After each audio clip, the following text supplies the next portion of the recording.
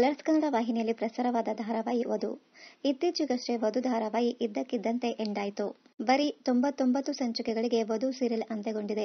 ಜನವರಿ ಅಂತ್ಯದ ವೇಳೆಗೆ ಆರಂಭವಾದ ವಧು ಧಾರಾವಾಹಿ ಜೂನ್ ತಿಂಗಳಲ್ಲಿ ಮುಕ್ತಾಯವಾಗಿದೆ. ವಧು ಧಾರಾವಾಹಿ ಯಾಕೆ ಇದ್ದಕ್ಕಿದ್ದಂತೆ ಎಂಡ್ ಆಯಿತು ಅನ್ನೋದು ನಮಗೂ ಗೊತ್ತಿಲ್ಲ. ಆದ್ರೆ ನಮ್ಮ ತಂಡದಲ್ಲಿ ಎಲ್ಲರಿಗೂ ಬೇಜಾರಾಗಿದೆ ಎಂದಿದ್ದಾರೆ ನಟಿ ದುರ್ಗಾಶ್ರೀ.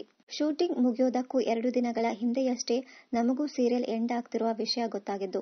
ಇದರಿಂದ ನಮ್ಮೆಲ್ಲರಿಗೂ ಆಘಾತ ಆಯ್ತು, ಬ್ಲ್ಯಾಂಕ್ ಆದ್ವಿ ಅಂತ ತಿಳಿಸಿದ್ದಾರೆ ದುರ್ಗಾಶ್ರೀ. ವಧು ಧಾರಾವಾಹಿಗೆ ಪರಮೇಶ್ವರ್ ಗುಂಡ್ಕಲ್ ಕತೆ ಬರೆಯುತ್ತಿದ್ದರು. ಈ ಮಧ್ಯ ಬೇರೆ ವಾಹಿನಿಗೆ ಪರಮೇಶ್ವರ್ ಗುಂಡ್ಕಲ್ ಹೆಡ್ ಆದರು.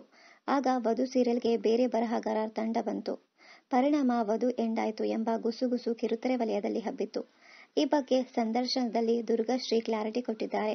ವಧು ಹುಟ್ಟೋದಕ್ಕೂ ಕಾರಣ ಪರಂ ಸರ್. ಇದು ಅವರ ಕನಸಿನ ಕೂಸು.